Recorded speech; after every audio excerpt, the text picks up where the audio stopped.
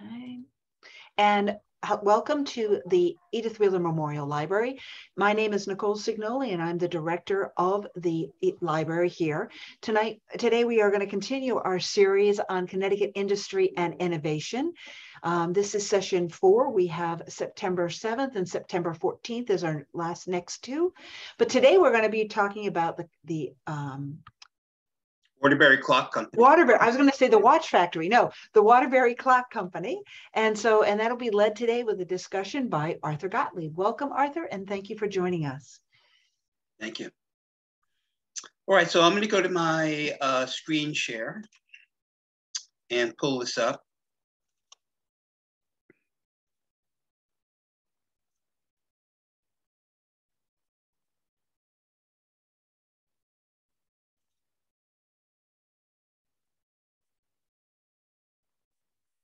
Okay, you all see my little chart here, map?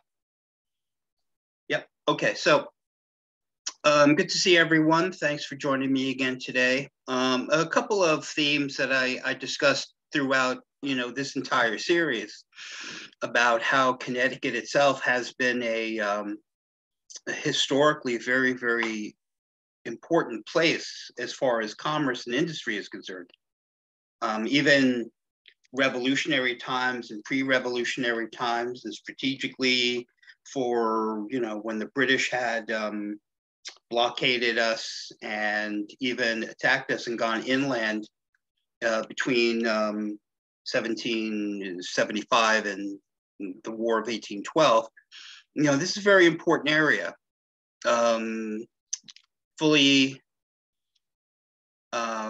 fully accessible to New York City via the Long Island Sound, and then of course accessible easily to the Atlantic Ocean, also via Long Island Sound, and further east through Block Island Sound, etc. The areas around the Naugatuck River, right, and then of course the Housatonic River, these are so important as far as understanding Connecticut's history and the history of our country as far as technology and commerce, because as I've mentioned to you before, we not only did we have a ready workforce here of very disciplined, typically or relatively so educated workforce. This waterway of the Naugatuck and the Housatonic provided a natural means of power for pre-electricity industries, okay? And then of course you had steam, and then the steam revolution, which was the second industrial revolution, created a railway system throughout Connecticut, which later got absorbed into the New York, the New Haven and Hartford Railroad system. That's an entire program. I actually thought of doing the New Haven, Hartford, and the New York, New Haven, Hartford Railroad system as part of Connecticut innovation and industry, but I didn't.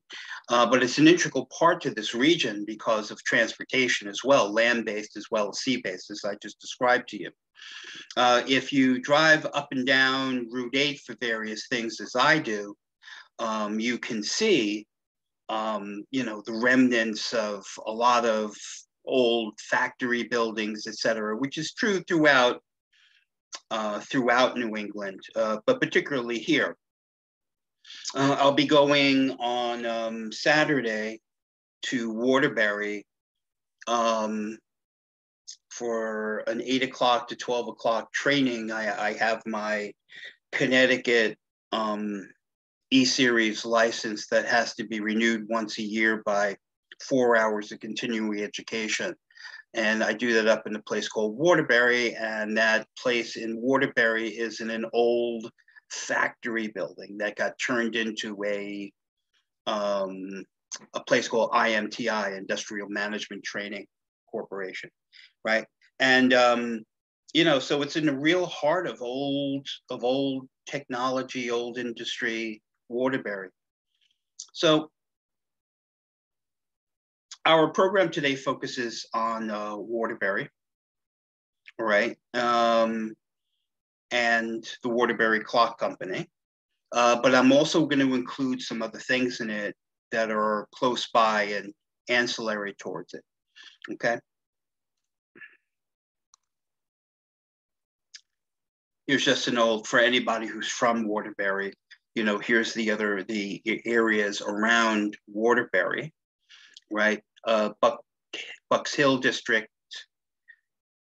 Bunker Hill District, Oronoque District, Town Plot District, Historic District, East Mountain District, East Farms District, Sawmill Plains District, right? And then the Center District that includes downtown Waterbury. If you've ever actually gone through old Waterbury, downtown Waterbury, I mean, you can see that this was a bustling metropolis at one point. You know, a lot of these places, you can see the difference between a place that was never really developed to begin with and one that had been some center of commerce and industry and with a high population level, and in the post-industrial world, how it is kind of like past its peak. You know, I feel that Waterbury in many cases would fit that description. Right? Anybody ever see this? Sure you have. This is, I have been told by the locals, is referred to as the mix master, right? So anybody who's traveled up Route 8, and that is, you know, where you intersect with Route 84, right? They had this crazy bunch of overpasses, underpasses, you know, loops and things. This whole thing just got simplified and rebuilt. It's in the process of being rebuilt right now, but it's called the Mix Master. So, and there you can see the Naugatuck. That's at Waterbury, right? Here's a beautiful building that's in Waterbury. This is the municipal building, right? And this is a building, you can see the classical architecture on this. And this is a building that was designed by Cass Gilbert, who was a famous architect, you see. So in the same way that we have the Waterbury train station and all the rest of that, I mean, these are all some high-end level designers who, you know, this would be like Frederick Law Olmsted designing your garden for you. You see what I mean? If you know who that is, of course, the person who designed, amongst other things, did the landscape design of New York Central Park. You see, so these aren't any second tier talents, right? This is a beautiful building. Once again, still there, or at least it was when last time I saw it. Here's just an old thing that I pulled up. And, you know, if you're used to driving up Route 8, you know, you can actually see, you know, that where this is. The Route 8 is a pretty nice ride, actually. You know, it is for me at least. I'm usually going against the traffic, and I'll be traveling up there, as I told you, early in the morning on Saturday for this training, and I always enjoy it. You know, I mean, of course, you always get these yahoos who, you know, are trying to kill you and everybody else on the road. But that being aside, it is an attractive ride, and you can see the valley and you can see the moving water. You've probably, if you know the region at all, are familiar with this building, right? The New York, New Haven, and Hartford Station in Waterbury, Connecticut. And the tower is a familiar sight. And it's typical of old towers in old, you know, areas where it's blue collar, because it was called the clock tower. And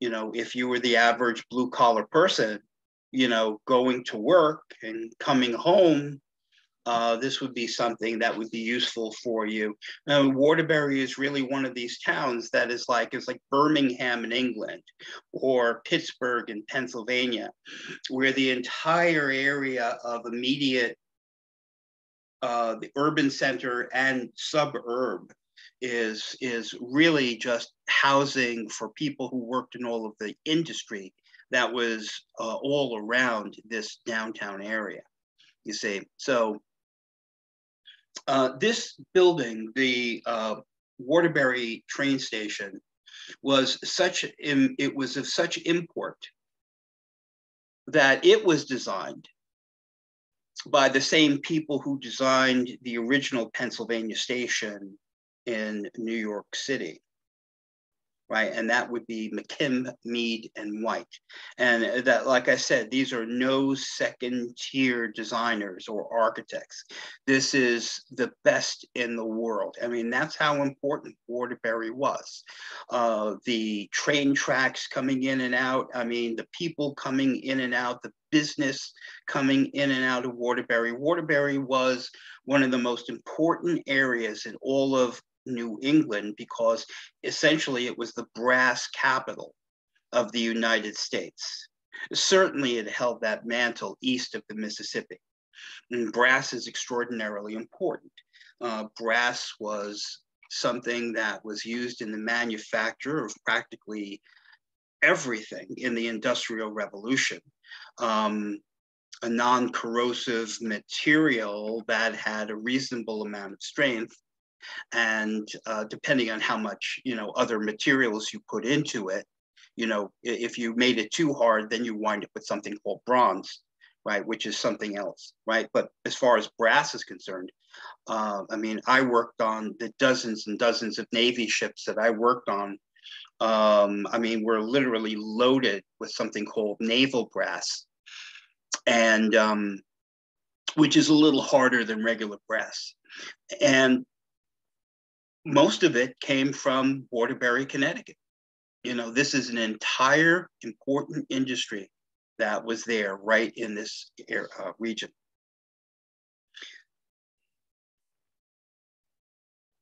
So this building still exists, of course. You can go see it. It's been repurposed. You can go into it, and it's now, I don't know, some company. I forgot the name of the company, but what they did was they didn't tear the building down, which is good, at least. I mean, they just inserted floors on the inside. So they have a first, second, and third floor. And the third floor people still have the beautiful, the domed roof that's inside there with the herringbone brickwork and everything else like that. So, here's a more contemporary photograph of it from the air, you see. And, it's really just a vestige of itself as far as the train station is concerned. They went from having like 14 tracks here down to 1, and, but there's the tower, and you can still clearly see it, of course, from 84 and Route 8, right? And this building over here that follows the contour of Grand Street, right, was the headquarters of the American Brass Company. This is still there also. And it's just fabulous stuff. If you enjoy, being a bit of an explorer and going around finding out where old train depots used to be and old corporations used to be, it's really fascinating stuff. There it is right there, the American Brass Company. Now, what does all of this brass have to do with clocks? Well, I mean, the majority of the materials inside of an old clock are made out of brass, you see. So, I mean, it became a natural place to start making brass works of clock mechanisms in a place like Waterbury, because the materials were right there, and, and the stampings were there and everything else like that. So there was a lot of metalworking going on right in this specific region. Not just for brass, but really for many of our silverware manufacturers. The traditional ones actually started off in this region, not all of them, but quite a few of them. So you had companies that were doing silver, that were doing pewter. And obviously, well, you're not eating off of brass, but brass was a good material to make the insides of clocks out of, you know, all those gears and stuff. It doesn't rust. It's a little bit quieter.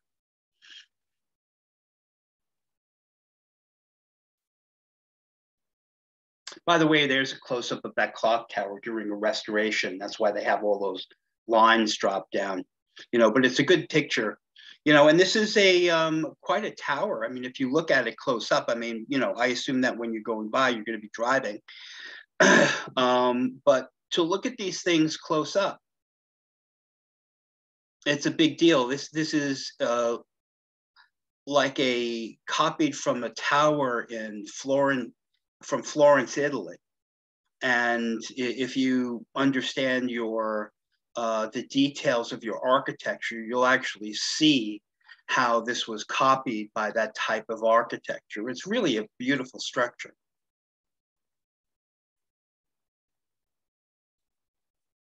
Now, this is a colorized photograph taken from the top of that tower, right? So here, this would be looking south, right?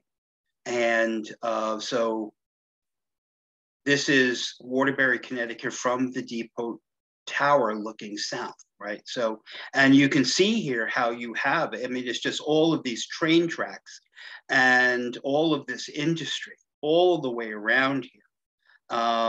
These buildings, many of them still exist, right? And, you know, they've been repurposed. And one of the most popular things for repurposing these old mill buildings is, you know, self-storage.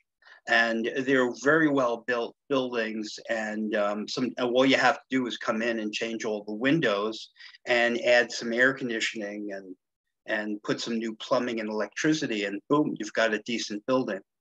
You know, but this is what all of our valleys look like around here, certainly in the Connecticut Valley region, the Naugatuck Valley region, and the Housatonic Valley region, right?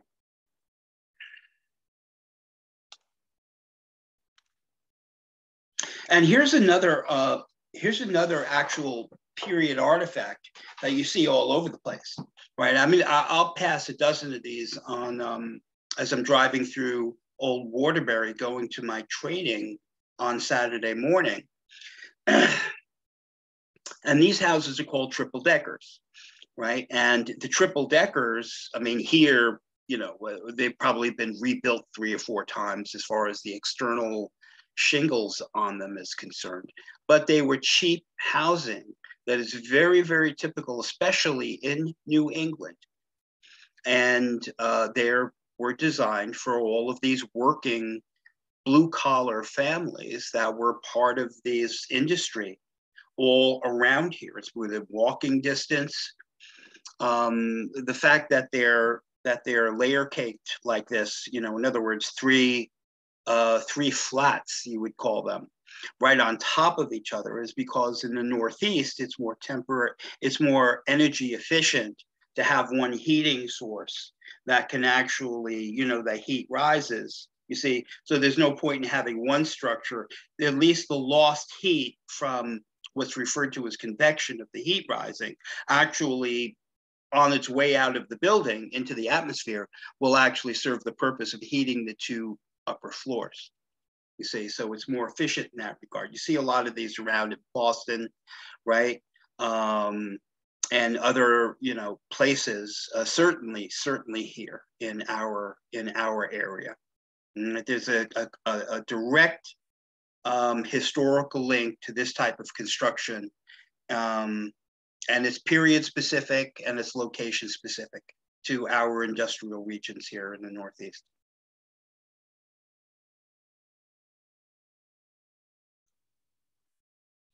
So this fellow over here, he's not there anymore. This is at IMTI. This is where I'm going on Saturday morning, right? And you can see he is standing on the roof of the building, the IMTI building, which is the Industrial Training Institute building, right? And this is one of the instructors, right? He's got a hard hat in his head, in his hand.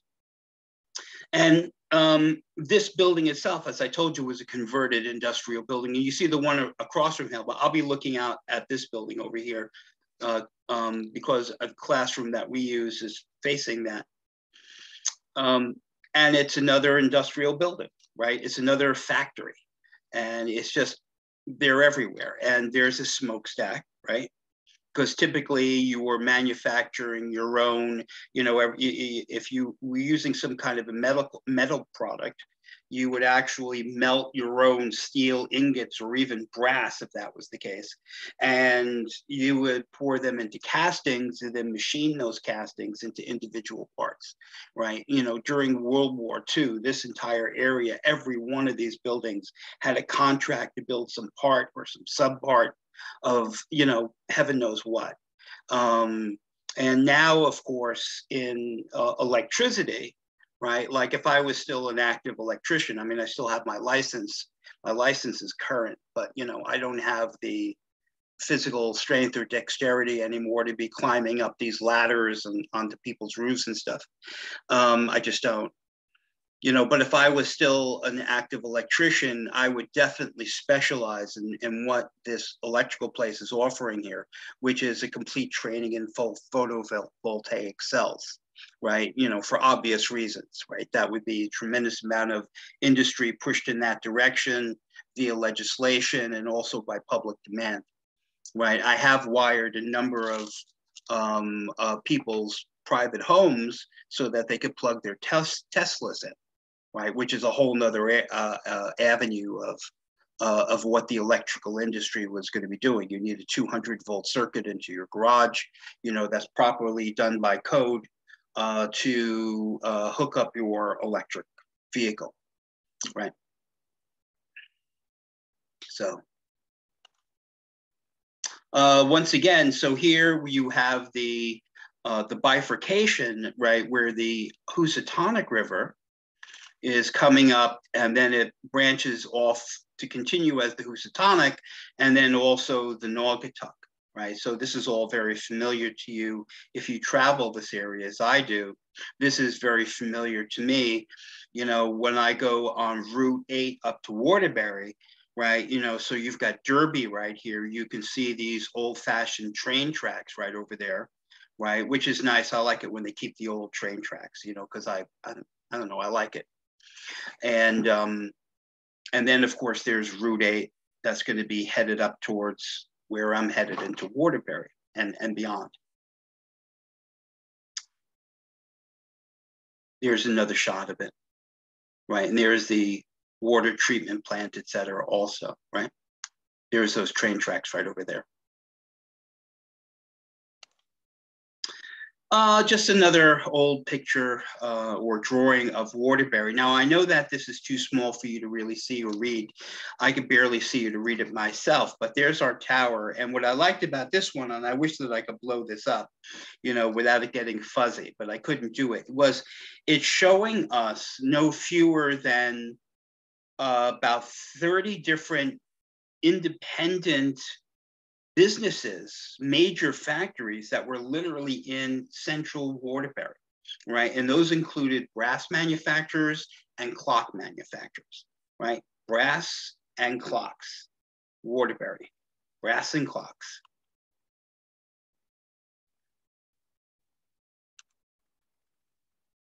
Waterbury Hospital. Here's this thing that I saw that somebody was selling.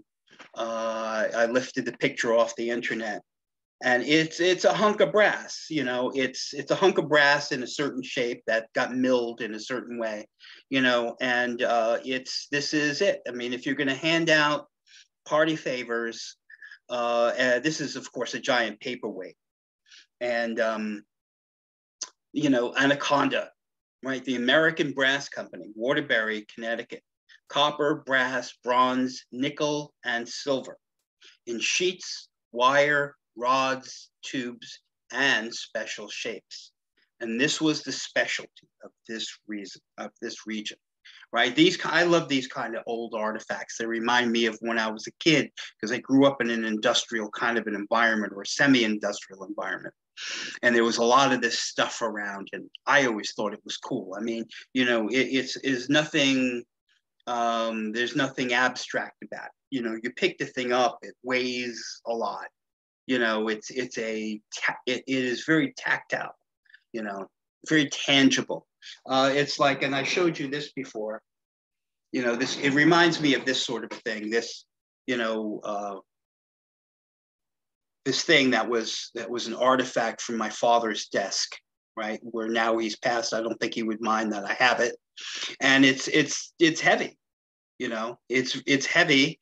And independent lock company, right? Because I grew up in a family of locksmiths, right? And this thing really weighs a lot. And locksmiths installed these things called door checks, right? So this is a miniature version of like these big, massive door checks that they would put on these heavy doors.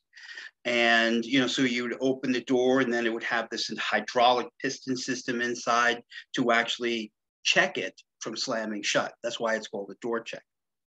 I know you always wanted to know why it was called a door check. Now you know.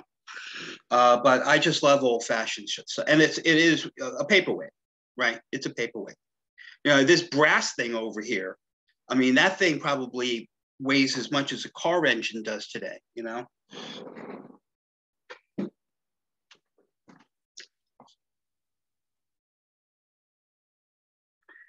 And here's a typical picture of what American Brass Works looks like, right? The American Brass Company, Waterbury, Connecticut, you know? And it's just this region. This is right where,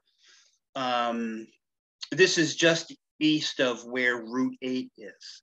You see, on the northern side of where 84 is now, right? And, you know, this was this massive, massive factory. And there were a dozen like it that wasn't American Brass, you know, and you can see if you like industrial architecture, or at least you find it interesting. You know, the shape of the roofs of these buildings and the way that they have these natural skylights, et cetera, it's all to advance the ability of light to come in. So you don't have to use electrical lighting, you know, because they're like skylights, you see. And of course, a lot of smokestacks, et cetera. Now, even in the era of time where you don't need the water power of, in this case, the Naugatuck, to drive any kind of, you know, turbines or mechanisms. Regrettably, the waterway was used as a convenient place to dump stuff, you see, I mean, which is the legacy of the industrial era, not only of the Naugatuck Valley or the Housatonic Valley, but rather, of course, the entire industrial world. But that is part of our legacy. And we're going to be talking about that a little bit further today, even including the clock company, okay? There's a lot of byproducts to the manufacture of brass. There's a lot of chemicals that are used. There's a lot of industrial waste. And in the waterway, which of course found its way down into the Housatonic downstream, and then of course down into Long Island Sound, and hence the pollution.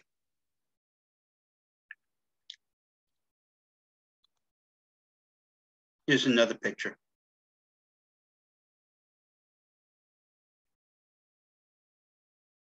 And now, of course, all of this is replaced by, you know, the Burlington Coat Factory, the Brass Mills Center, right? So it's a mall, right? Which is, it's kind of almost a cliche that so many former industrial areas, you know, essentially it got razed, and now you put up, I mean, what else are you going to put up? You put up a mall, right? So there it is. So it's the Brass Mill Center, and they call it that in honor of course, the fact that there was a brass factory there before, you know. And of course, by the way, before you could build anything like this, whether it's here or anywhere else, I mean, these sites were all what are referred to in industrial litigation as brown sites.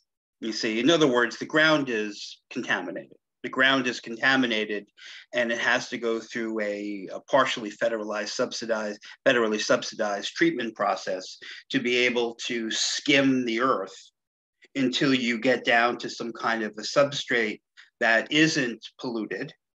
And then that ground has to be moved out of there, and then they replace it with some kind of a different top fill. And this is, it's kind of like, have you ever seen asbestos abatement? Right? Have you ever seen like a building that they had to come in and remove the asbestos? I mean, it's a big deal. It's hazardous waste. You know, people have to come in with special suits and all the rest of that.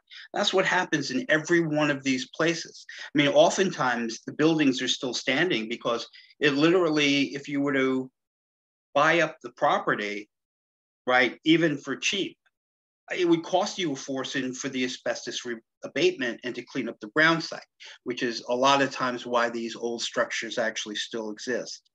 So here's another photograph. This is the New England Watch Company in Waterbury, Connecticut, right? So that is one of the watch companies, clock companies that were in New England. Now, and this, of course, is in Waterbury, which is why I stuck it here. You know, it also should be understood that many of these companies, including the Waterbury Clock Company, over the course of their history, actually manufactured what are referred to as watch movements, right? That's the actual mechanism, right? And for other clock companies, right? Like Seth Thomas, you know, and you've probably seen the other different brands of classic watches and clocks, right? A lot of times they'll have the clock mechanisms, right? The movements that are actually manufactured by companies called New England Watch Company and also Waterbury Clock Company, specifically Waterbury Clock Company. There's the Waterbury Clock Company, right? So there's an actual picture of what that factory looked like, you know, and as you've already figured out, I'm using the Waterbury Clock Company as kind of like a, you know, a generic center to talk about the industry in general around it. Well, there were many clock companies like the Waterbury Clock Company. It happened to be the biggest one. And it's the one that still actually exists in form because it got, you know, conglomerated into eventually Timex. Okay, so Timex, you know, if I go to Walmart, you know, they'll have Timex watches, and Timex is the vestigial remain, if you will, of Waterbury Clock Company and many other clock companies too, including Ingersoll Clock Company and watches, and probably a half a dozen total got moved together. You know, in post-industrial era, you see this in so many different industries, right? You see it in the aviation industry, right? When we talk about Sikorsky and we talk about, you know, Pratt and Whitney and we talk about others. I mean, I look at aircraft that I worked on personally, Grumman aircraft, when Grumman was Grumman, right? Now, of course, it's Northrop Grumman, you see? So many of these aircraft, or Lockheed Martin for that matter, you know, they're all have combined together instead of going out of business, right?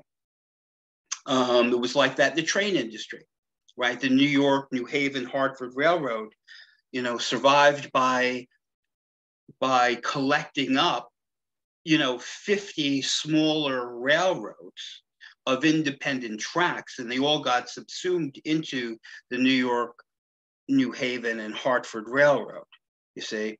And then later on, when the New Haven Railroad, right, was on the verge of bankruptcy, right, and so was New York Central, and so was Penn Central. They all had to combine. And I remember when the trains came in, I remember taking the train, and now it was a Penn Central train, you see. So just to be able to survive, they all had to like mold into each other. So they weren't in competition with each other, and they didn't have to use the overhead in that competition. They just couldn't afford it anymore. So here's an advertisement, right? I love these old advertisements. The Saturday Evening Post, this was it, right? Just arrived, the Waterbury watch, right? A small new jeweled member in the family of Ingersoll. You see, so Waterbury Watch was making the movements for this other company called Ingersoll, right? So the names were practically synonymous. Waterbury, Ingersoll. Some things were under the Waterbury name, some things were under the Ingersoll name, right? But all Ingersoll products are products of Waterbury Watch. And, you know, just arrived. So the stork would indicate that here's something that was just born, of course, right? The Waterbury watch. So it's I don't know, I guess it's like a pocket watch from the looks of it, right? $3.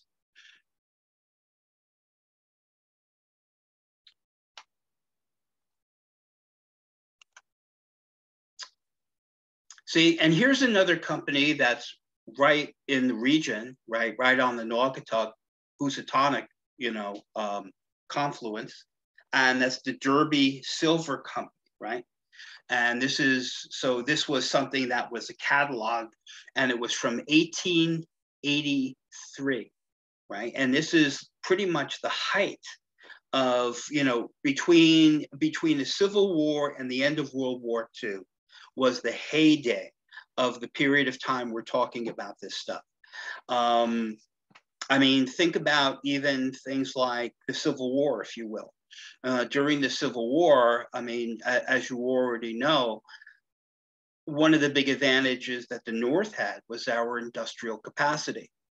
And that was demonstrated as much as anywhere else right here in Connecticut. I mean, we were able to knock out stuff like the brass that I was talking about mechanisms, watches, timepieces, fine machines, engines. Connecticut was in the thick of it. During World War I,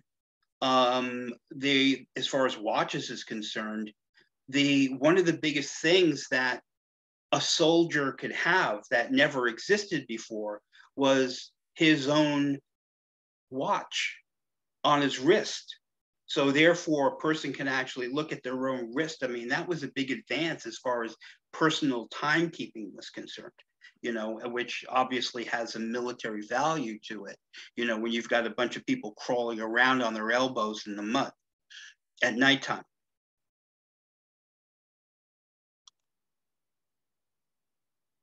And then, of course, you've got this. I mean, this is in a former building, some kind of a former industrial building, got repurposed into the Timex Museum, right? So you've probably seen this if you travel that area a lot. I've never been inside this place, okay? And then you've got this character out here who's, I guess, a knockoff of one of the statues on Easter Island, right? And I don't know why he's out there. I'm sure there's a reason, but I just don't know. Right, and here's a catalog, right, of regulator clocks, right? And these were made by the New Haven Clock Company, right? So this is all period stuff from right in Waterbury. You know, so it was a trademark of these clocks. You've seen these clocks, the reproduction certainly that says regulator on the bottom. Well, these were designed and built right in Waterbury, Connecticut. And of course, and they typically involved a big pendulum on the bottom. You know, when you see these, I mean, don't forget these things were put on trains and sent across the entire country. Right, you know, so in these old Western movies and the train depots and all the rest of that, you know, if you had the railroads going across the United States, I mean, the railroad company would buy 1,000 of these things and they would install them in all of their little, you know, their little train offices. And so the Waterbury clocks made their way completely around the world, let alone the country. you know, and it wasn't just the clocks that had to be manufactured. I mean, that was just part of it. I mean, as you can see, and I'm sure that, you know, the people in this audience are old enough to remember things that not only you had, but your parents had, maybe your grandparents had. I mean, the cabinets of these clocks were fine pieces of carpentry, right? Every one of them was a fine example of cabinet making, right? You know, you had the glass, which was glazier work, right? You had the woodworking, which would include first and second generation growth New England lumber, right? So we're talking about oak. And if you're looking at oak on these cabinets, if you know anything about wood, it's not like you would see something that was manufactured today, which probably wouldn't be made out of wood anyway. You see, but even if you take a piece of oak, right, the old oak that they would use in the visible portions of a cabinet on the clock like this were usually something that would be called quarter sawn oak, right? Which means it's just the way that you cut the log, you see. And oak has such a beautiful grain pattern if it's cut a certain way. And the most beautiful is the quarter sawn, you see. And that takes, it's expensive. It's expensive because you have to use choice pieces of wood, you see. And that is something that nobody's got the time or the money for today. Nobody, you see. If you know what you're looking at when you're looking at wood, you'll see that.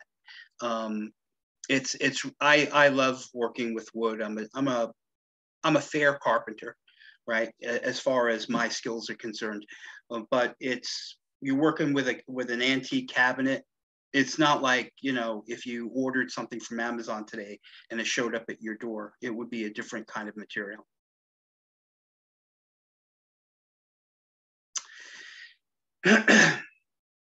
So here is another example from a catalog. Once again, Waterbury Clock Company's fine nickel alarm clocks, right? So now it's nickel, which means that it's not brass. It's the brass is part of the mechanism. You see what I mean? With the gears and you know, there's difference. I won't bore you to tears with the difference between a gear and a sprocket is, right? You know, with a sprocket, and they'll have these little sprung pawls, right, which will click onto things. And of course, the mainspring itself. There are things that you can make out of brass, and there are things that you have to make out of some kind of resilient steel, right, or a different kind of metal. But these are plated in nickel, right? So nickel, of course, is a compound that you were able to plate these things in. And this is dirty business. I mean, you know, if you've ever been in an industrial environment where you had the fumes and the chemicals and the solvents and the amount of stuff that is poured over, because you have metal parts that have to be dipped, they have to be plated, et cetera, et cetera, et cetera. You know, and it's quite rugged stuff. You know, we've outsourced a lot of these things to other countries around the world, India, China specifically.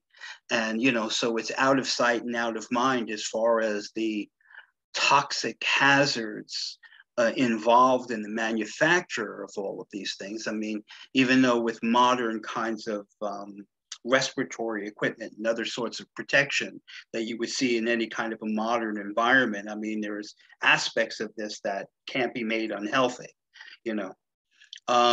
So, of course, the prices are always comical by today's standards, right? Right. You know, so here's a clock for $1.90, right? Brand new clock, right? And there are examples of this that are still that you can buy on the secondary market, and you know they'll still work. You know what I mean? It's just amazing. Remember alarm clocks? Remember I used to have a Big Ben alarm clock. You'd have to wind that puppy up, and it would have that real like bell thing going on when it would go off. Kind of like reminds me of the old Western Electric telephones, you know. And it's kind of like they had a distinctive ring that I hate today. And of course now, I mean, who needs an alarm clock, right? You just use your cell phone, right? Because it's got the whole thing right there. And you can choose what kind of a tune you want when it goes off. So, oh, I'm sorry. Back to that guy. Now, this one over here is going to be part of the second half of our program today. You see this over here, you see this radiance all around here, right? You know, and it says luminous on the front, right? So this becomes part of our legacy of watchmaking in general, and also specifically to Waterbury, right? So how do you get the dial of a clock to be luminous? You see, that's the thing. And that was considered like the eighth wonder of the world. You say that was a pretty big deal, right? A luminous watch dial, right? That's going to be part of our story, you know? So you had the invention, well, not the invention, the discovery of radium, right? Who, of course, was done by who? Marie Curie and her husband, you see? You know, she actually, they were responsible for discovering two elements, radium and polonium, right? Polonium, which Marie Curie named after the place of her birth, Poland, if you didn't know that, polonium.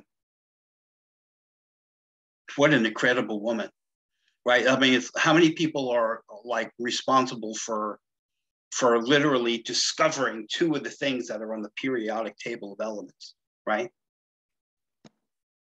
And she has 2 Nobel Peace Prizes in science in different disciplines. How's that for an accomplishment? But radium glows.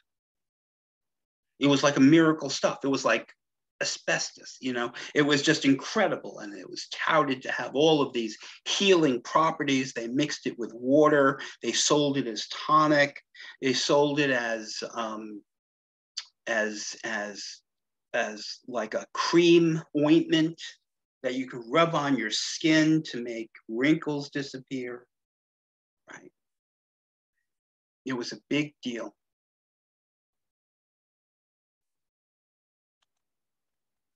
Here's another catalog of some of the clocks of Waterbury Clock Company, you see? I mean, you know, and you could, if you can't find something in this catalog, you know, I mean, you see this one on the top right. The reason I chose this particular page is they have this clock up here on the right, top right, called the Dale, right?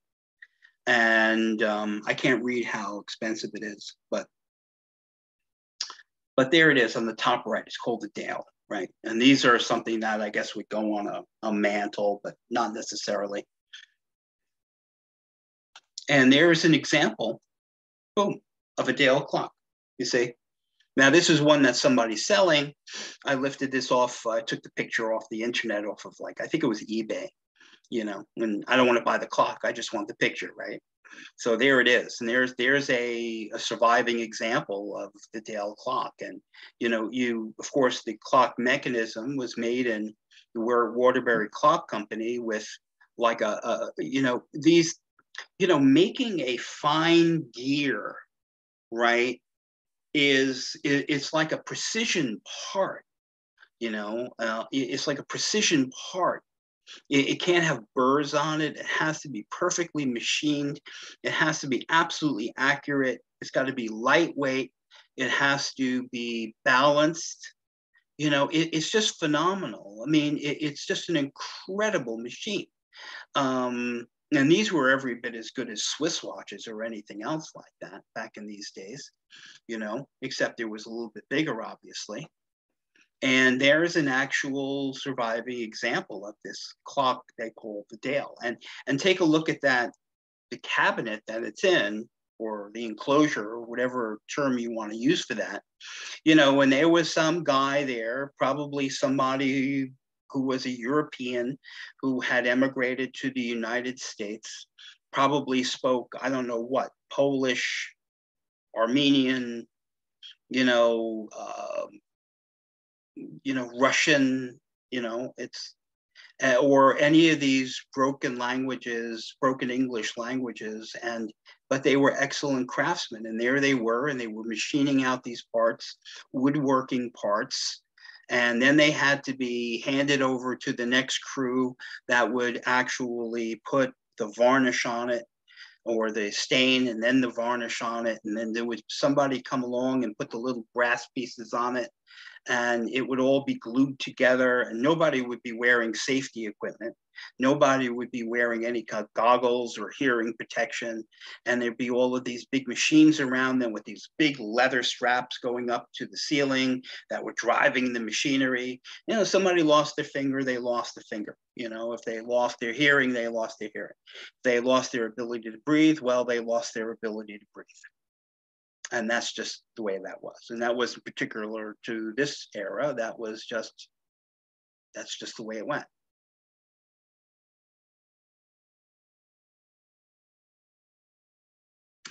You'll also notice that the Waterbury clocks typically have Roman numerals, you see.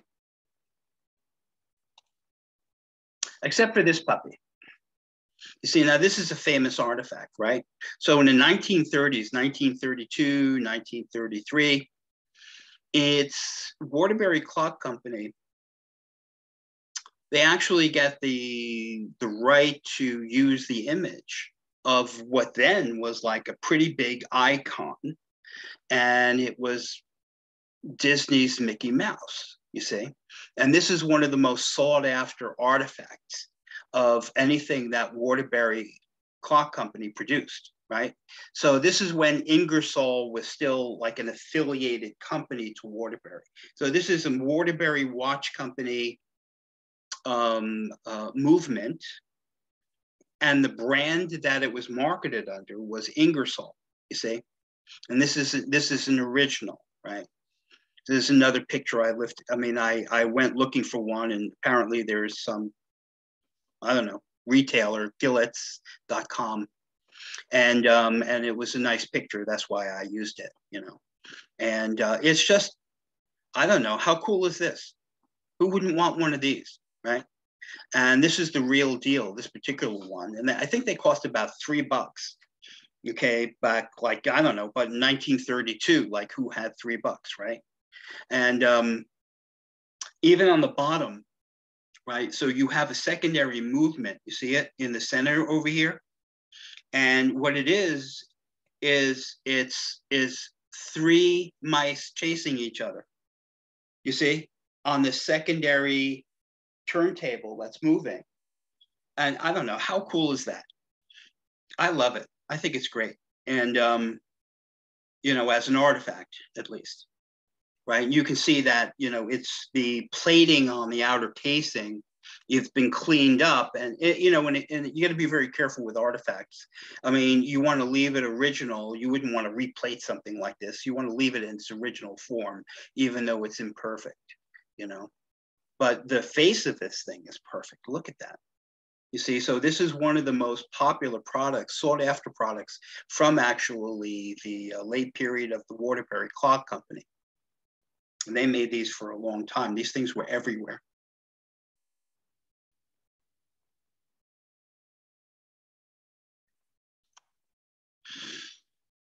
Right, and so in the overlap to Timex, right, after Ingersoll is absorbed and some other watch company absorbed, right? So you're actually using the name recognition of Waterbury Clock Company, you see, but really the overall conglomerate is Timex, you see. So the Waterbury Clock Company, Timex, and they had this series. What they did was they took these clocks and they inserted them into these other shapes. This is in plastic, right? So, and you know, so you had all of these different shapes, and it was a Waterbury clock in there because it still had, the Waterbury clock still had this incredible name recognition, you know, and then later on, and you saw this all the time, you know, things turned to plastic, etc. Everything was always traditionally made out of some kind of a plated metal and painted metal. Then later on, plastics became the way to manufacture things into the 1960s and 1970s. But you still can't make a watch mechanism out of plastic, not a traditional watch mechanism anyway. It still has to be made out of durable gears or something like that, even though they're mass stamped, etc. So, and you have different kinds of clocks that have been able to make that transition into looking traditional, but then they still have a new version of the watch movement, which is essentially generic. You say, but to look at the outer clock, you wouldn't know that. Here's a good example right here.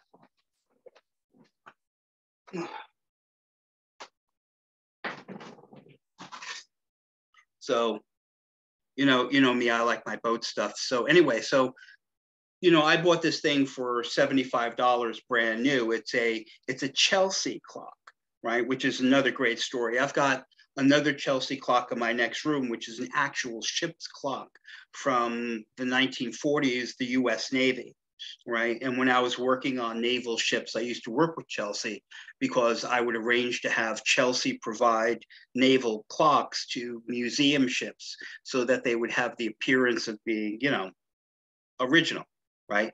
And Chelsea loved having their name on it, right? So this is essentially when you unscrew this thing, right, behind this clock face, right, you would be expecting to find this whole mechanism, but there isn't. This is essentially takes a AA battery, if you see what I mean. But as far as those new type clocks, I mean, at least this is a decent one, A lot of these are kind of cheap and you hear it click, click, click, those are the cheap generic ones. This is a decent one.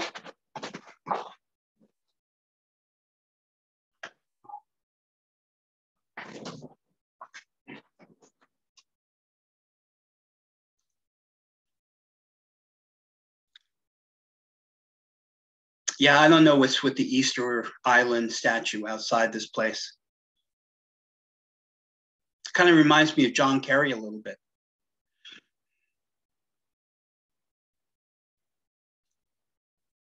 So here is a modern version of a Waterbury clock, right?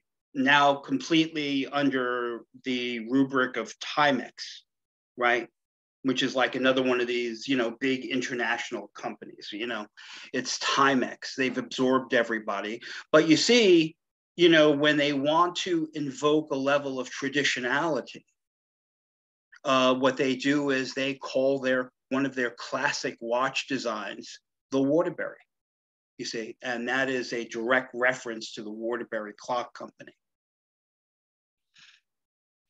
And they've actually got a few of these.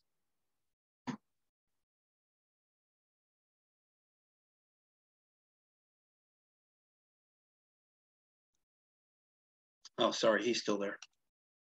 Here's another one, marketed by Timex, right? And once again, you can see how they're utilizing the appeal of traditionality by calling this the Waterbury, you see? And they actually say since 1854, right? Now, 1854 doesn't mean Timex, it means the Waterbury Clock Company, you see? So the Waterbury since 1854, right? So Timex, they have the rights to the name because they own the name. But they're saying, yeah, we, Timex, the parent company of Waterbury Clock Company, have producing clocks since 1854. There you have it.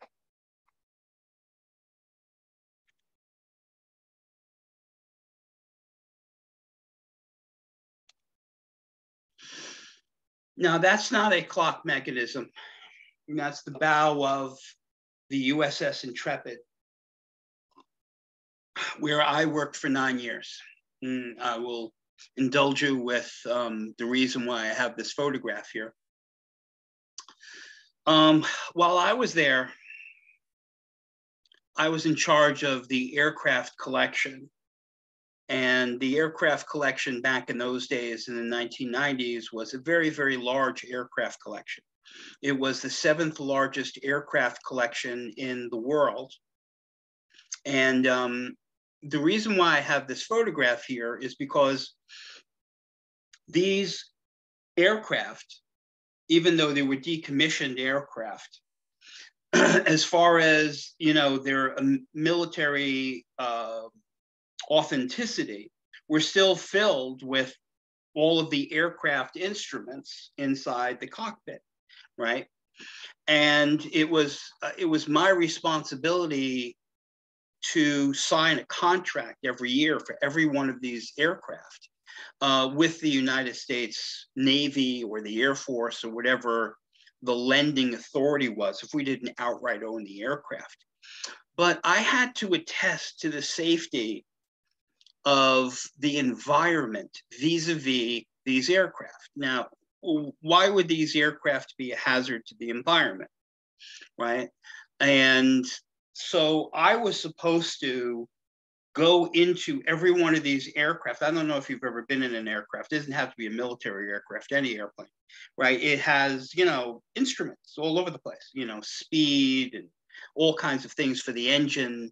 And if it's got two engines, then it's double of everything. And, you typically have a duplicate set of instruments on the starboard side, or the right side for the co-pilot, and there's a lot of instruments inside the airplane. They all have these faces, these dials, like a clock dial, except for all kinds of other stuff. You see, now on vintage aircraft that were built in the 1940s and 1950s, even the 1960s, still had something on all of those gauge faces, you see. Now these aircraft typically that, I was responsible for, they've been around for a long time, decades and decades and decades and decades. And just like anything else that's been not 100% temperature controlled environment, there's a certain level of hot and cold, it's hot in the summer, it's cold in the winter, and materials that are adhered to each other, that go through a different cycle of expansion and contraction, right? If one material will have a different rate of expansion and contraction to what it's glued to, and it'll cause one to crack or one to crumble, you see, because it can't meet the stretch and contraction of the other. Perfect example would be the stuff that is painted on the dial indicators of the specific instruments inside these aircraft. And that was something called radium. Now that's what makes the old-fashioned watch that you had. It makes what makes the numbers on the dial glow, right? These airplanes were filled with those. And because of the years that it was exposed to the expansion and contraction, the radium would eventually dry up and it would fall and it would drip, it would go into the bottom of the gauge face in the form of this little pile of radium, right? And so who cares, right? So these are exposed to the elements in this particular case. And that means that if it's going to get rain and snow, which it certainly is going to be on the deck of a ship in the middle of the Hudson River, then that means there's a potential for the water to get interior of the aircraft and maybe even into the interior of that gauge face and wash out that radium, which is going to wind up dripping out of the airplane and then eventually into the Hudson River. Why is that a problem? Because radium is not something you want in your water. That's why. And I was responsible for this. It was a real pain. See what I mean? Here's a typical example of a gauge that's from an antique aircraft, right? And you see all of these things, they have this sort of like this greenish yellow hue to all of the way that the variations on the gauges for, what it is that it's measuring, in this case, inches of mercury, which is something else. And like on this dial face over here, you see this indicator, the point, right? The pointer, that's hand-painted radium on there, you see? Now, it's great stuff. That means that it absorbs ambient light. And then when the lights are gone, or with a small amount of light, right, external to the actual gauge face, the thing will glow as if it was lit. I mean, how does it get better than that? So the problem is when all of this stuff dries up, and it falls to the bottom of the gauge face. Now you get a problem, because if that washes out, it's going to be exposed to the environment, you see, which is, where my responsibility lies in this particular regard. Radium started off, as I said to you, as a miracle material, supposed to have all these healing properties and all the rest of it. It turned out all to be wrong.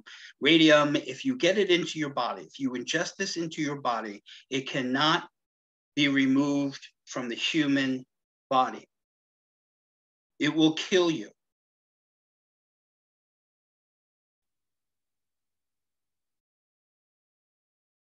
See?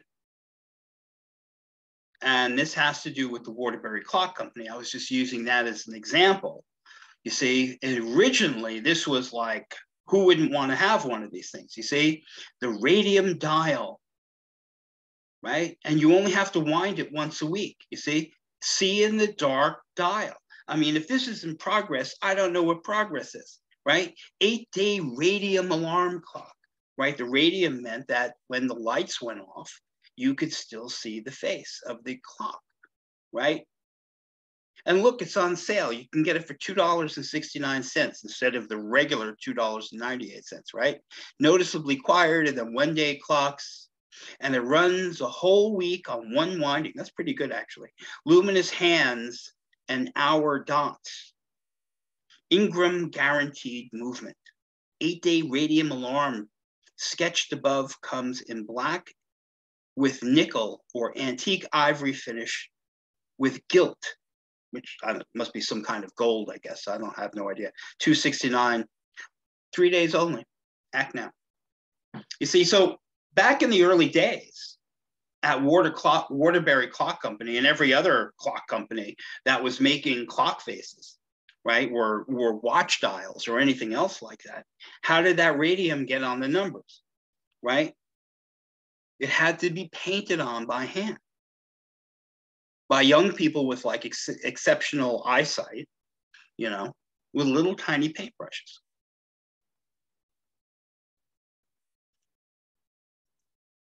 See, that's a hand-painted watch dial, right? So you had an entire sub-industry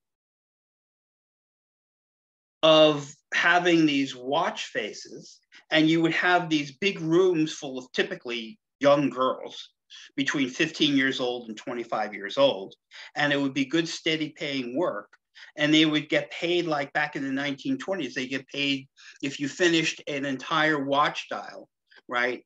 You'd get a penny for it, right? Which I guess if you did 100 watches would be, that would be your daily pay, you see? But how do you get the little tiny paintbrush so fine that you could dip it into your little thing of radium and then paint it like this?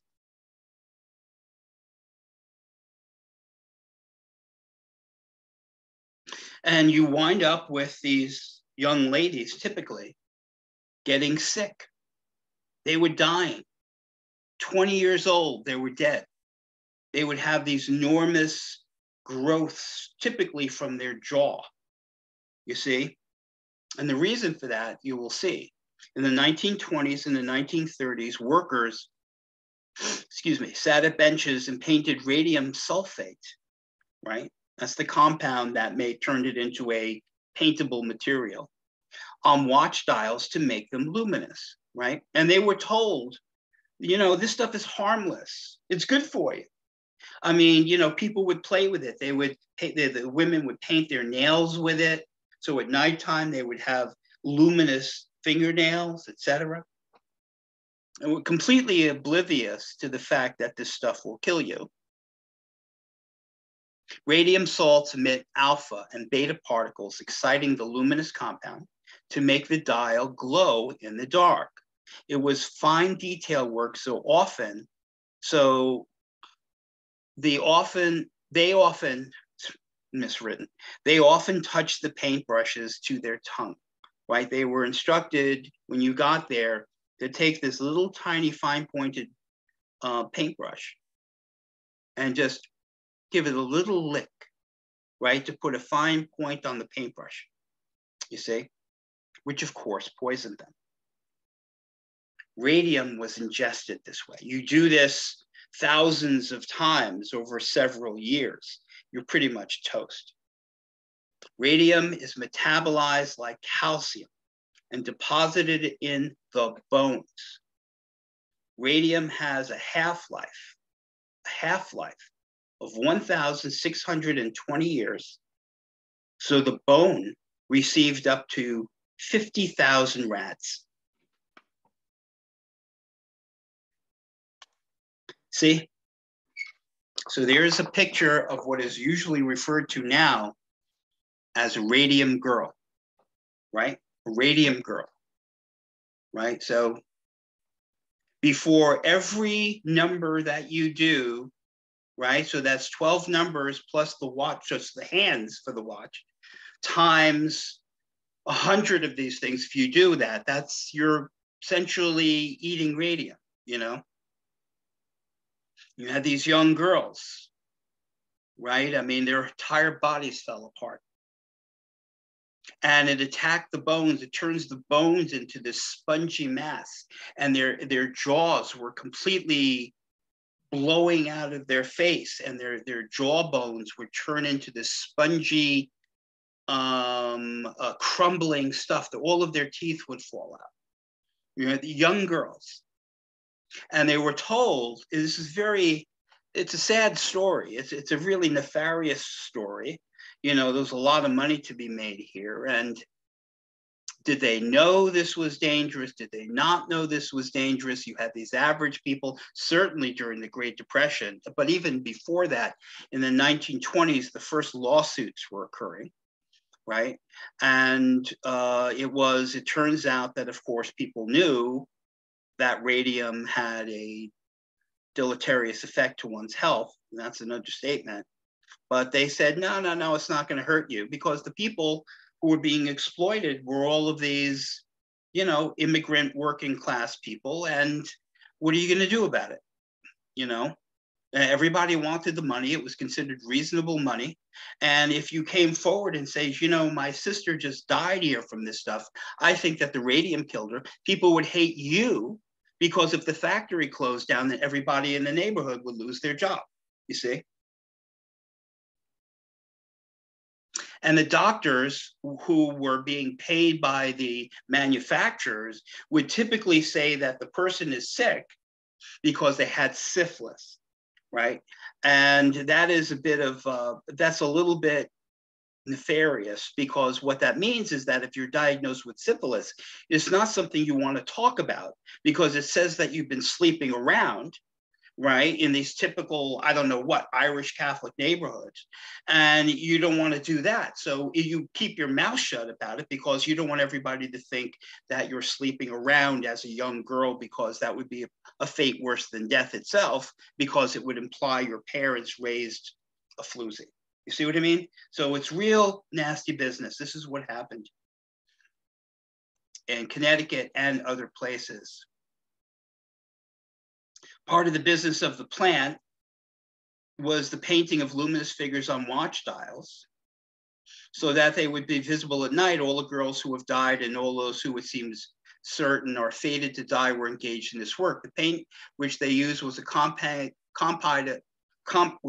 of zinc sulfide compound, sodium of gum arabic to make it stick, and a small amount of radium or mesothorium, which made the paint luminous in the dark. The paint was applied to the figures on the watch dials with a small camel's hair brush, and the girls were accustomed to place this brush in their mouths for the purpose of keeping it sharply pointed, so that they could make the very fine strokes required.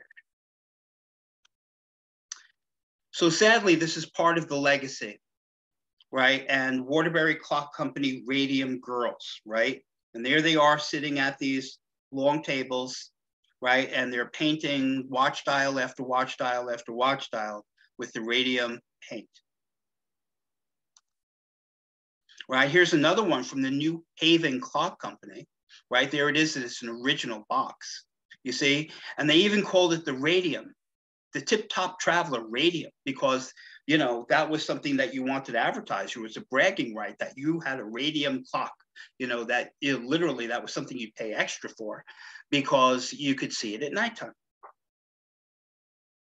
It was also a big deal for World War I, because in World War I, they had these, for the first time, the GIs, or whatever they called them back then. I guess they weren't GIs, right? You had individual watches. So the United States government bought thousands of watches for its individual service members, right? The soldiers. You know, so if you're, you know, in the trenches or wherever you are, you can actually have a luminous style watch, right?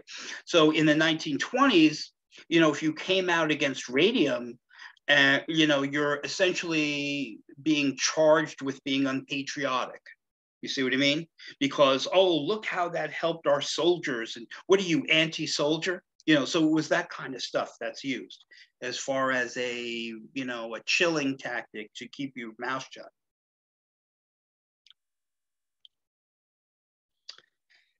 Waterbury, Connecticut, December 30th. My birthday, by the way. Mrs. Edith Lapiano, 25 years old, radium poisoning victim, right?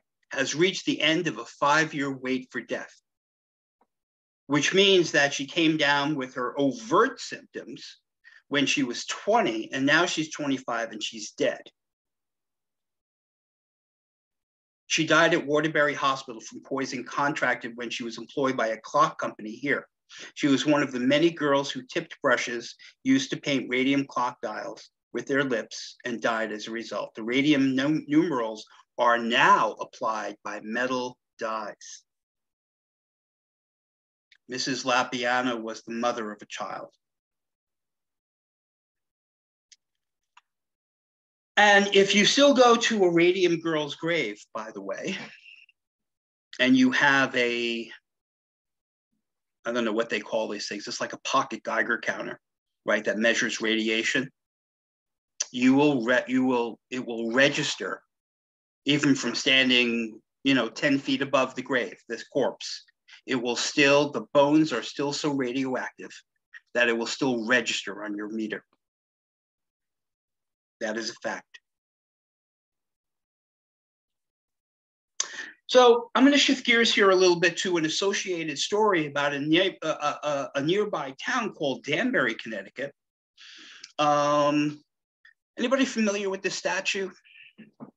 Right, this is in Central Park. When I was doing my graduate work in the Upper East Side of Manhattan back in, like, I don't know, what was it, 1989, 1990, 91, it was, I used to go and take the short walk to Central Park, right? Get a hot dog, whatever it was. And there was this crazy statue right there, right? Because this is right off of 74th Street. Maybe some of you are familiar with this, right? It is, of course, of Alice in Wonderland. And the sculptor was Jose de Crift, right? And it was sculpted in 1959. Of course, what is it? It's, you know, you got the, what is it? The White Rabbit, I think it is, right? And except our guy over here is the one I want to talk about, right? And he is, of course, as you know, the Mad Hatter, right? Now, who was the Mad Hatter and where did that character come from? Well, that brings us to Danbury, Connecticut and the hat industry, okay? And the Hat City, as you're aware, right? They even have, I mean, this wasn't yesterday, this is an old photograph, but they have one of the major hotels there in Danbury, Connecticut, another pretty big town. It was like the hat capital of the world, certainly the country, and they actually had this bar called the Mad Hatter, right? And Mad Hatter's disease came from, you know, people going nuts. And what were they going nuts from? Well, they were going nuts from the chemicals involved in the manufacture of the hat process, right? And one of the biggest factories, the Malloy and Sons hat manufacturers, you know, it's an analogous story to the one we just did as far as brass or the manufacture of clocks in Waterbury. And it's also analogous in the sense that Danbury is in many cases a post-industrial city left over with the same brown sites and water pollution hazards that occurred as was already described for Waterbury. you know. This is a typical scene of, one of the rooms where you had, generally speaking, all of these women, and they're making hat bodies, right? This is 1900 at the Mallory Hat Factory. Mad about Mad Hatter disease. Okay, so here we go. As far as hats are concerned, and it's another Connecticut story, I stuck it in here because I thought it was ancillary and fit, right? The use of mercury in hat making is thought to have originated with the Huguenots in 17th century France and eventually carried to England. The effects of mercury exposure were already known, but nonetheless, milliners often worked in confined spaces without ventilation or protective gear of any kind. The expression mad as a hatter can be traced back as far as 1829. So as far as mercury poisoning is concerned, and that's what creates Mad Hatter disease, exposure to mercury can cause a neurological disorder known as, whatever you say, however you pronounce that word, erethism, right? Erethism is characterized by behavioral changes such as irritability, low self-confidence, depression, I would think, apathy, shyness, and timidity, right? In some extreme cases of prolonged exposure to mercury vapors, delirium, personality changes, and memory loss can also occur, right? So boom, there you have it, Mad Hatter's disease, right? So, psychologically, what this probably did was it fried your cerebellum and you wind up with Parkinsonian-like symptoms with who knows what else that goes along with that. The cerebellum is the part of your brain that's responsible for coordination. So if you've ever seen anybody with like a Parkinsonian shuffle, it's a brain disorder that kills your ability for your brain to communicate with the motor activity center in your brain, which tells your muscles what to do, And you see this a lot of times with people like the old-fashioned painters, right? When all paint was oil-based paint or lead-based paint, when they used benzene to thin the paint and all the rest of that. Toluene and all the rest of those things. You used to see this all the time. It didn't help that like all those old timers were heavy smokers too, right? Which seems to really exacerbate all these things, okay? But it wrecks your central nervous system. I mean, flat out. Timeline, 1829, the first description of symptoms is published in St. Petersburg in Russia.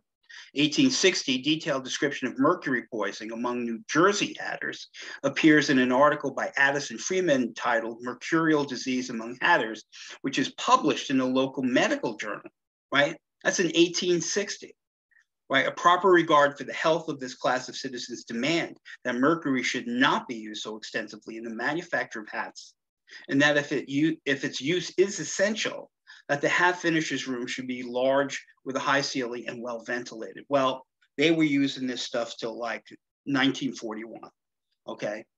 And, with all of the different effects that it had on people. And they actually had this thing called the Danbury shakes, right? Which is a result of that, what I just described, I'm thinking is probably a Parkinsonian's-like disorder, okay? The tremors from mercury poisoning became so deeply associated with the industry in the area, the hat industry, of course, that they were dubbed the Danbury Shakes. According to a study in 1922 of 100 union hatters in Danbury, Connecticut, examined by the experts, 43 had mercury poisoning. 43 out of 100. Boys 20 and 21 years old were already so badly poisoned that their hands shake continuously, while many of the men who have served longer at the trade cannot even feed themselves.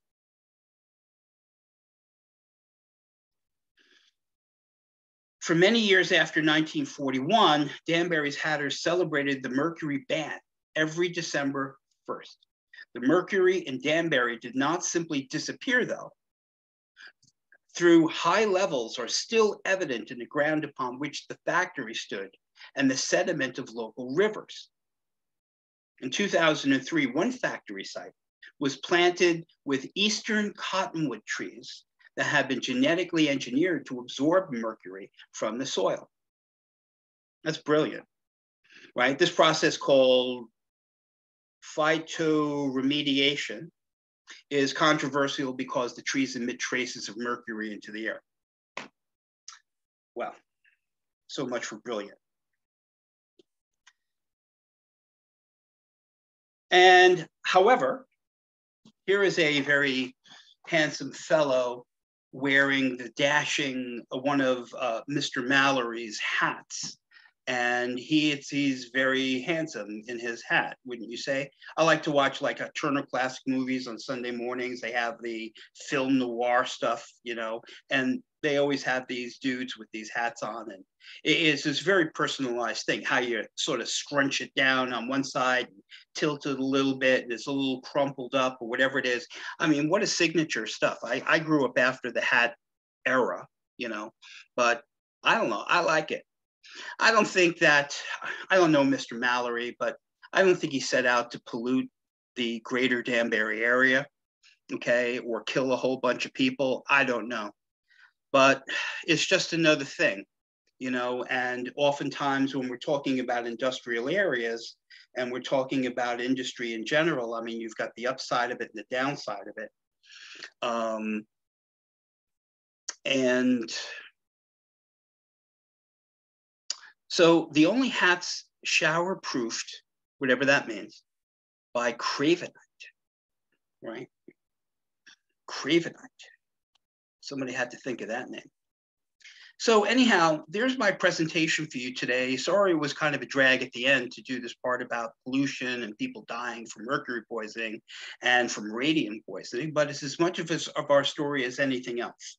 And I'd be remiss if I didn't do it. So I want to thank you for joining me. It's now 3:32. And I look very much forward to seeing you. And just so that Art, there was two things. We had do I have feedback? I'm sorry. Am I feedbacking? No. Okay. Lewis had said, you know, radium, did no one know? And then you had went on to talk about how people did know about radium. He goes, you answered the question, but the books are, the book is Radium Girls, and it talks about Derby, and actually there were many people, men who were in the fighter pilots, and they knew, or the subs, and it used to be the little turquoise house in Derby that they actually painted them. He says, well, I knew it was my mom painting the dials, and I knew it'd be okay in the sub. Yeah, it's fascinating stuff, isn't it? It is. It really is fascinating about it. But I want to thank you, and thank you everyone who came today on a beautiful day today. And again, thank you, Arthur. Our next program is going to be Wednesday, September 7th. Again, it is all ready for registration. If you need help registering, please contact our reference desk at 203-452-2850. And this program would not be possible without the help from the Friends of the Edith Wheeler Memorial Library. Oh, we have one question. Muriel. Yes, I'd like to ask Arthur, you said that if somebody had a little mini Geiger counter or normal Geiger counter and went onto a Radium Girl's grave, it would register. Now, since they knew of this, did they bury these girls in any particular way or seal their concrete? I don't think so. I don't think so. So the radium is in that area, that soil, that, yeah, who knows, right? You know, I got to tell you, it's kind of a brilliant point. I didn't think of that. I was, you know, I got stopped with the astonishment that you could actually measure the radiation. Yeah. You know, I mean, yeah. but the follow-up point to that, which you just made, I think is brilliant. And I never even considered that. But apparently, I don't think, I mean, what are you going to do with it? I mean, what are you going to exhume all of these people and put them in a lead line? A lead line crypt? I have no idea. It's a good question, you know? Yeah, no, as soon as you mentioned it, that's what I thought of, because if the radium is still in their bones and also reproducing with that half-life business, also reproducing, well, it's actually diminishing, but it's going out.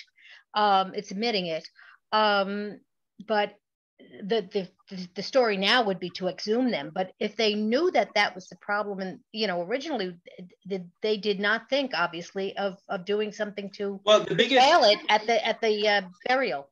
Yeah, the biggest, you know, it's just like anything that's a cover up. I mean, more energy was put into making believe that this didn't happen than anything else, you know, Right. because you were going to kill. And crazily, you know, people went into this massive denial because you needed to put food on the table.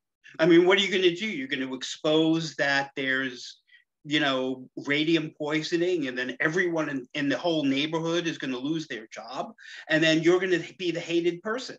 Because after all, everybody knows that your sister didn't die of radium. Everybody knows that she was a hussy in the neighborhood because the doctor said she had syphilis. You see what I mean?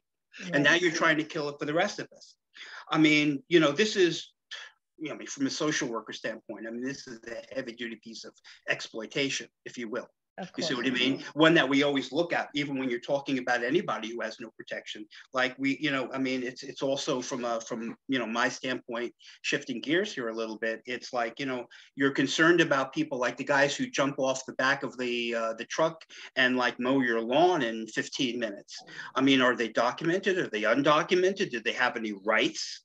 You know what I mean? If they get their arm chopped off, I mean, it's going to be, well, see you later. I'm going to drop you back off at the bridge where I found you. You see what I mean? Or don't tell anybody, or lie to the doctor and don't tell them that you were working for me, because now I'm paying you under the table and we're all going to be in trouble. You see? And then all of his friends are saying, keep your mouth shut because we're all going to lose our jobs. I mean, it's really the same thing. Right. Anyway, thank you. Good to see you. Thank you, everyone, again. And thank you very much, Arthur. Take care.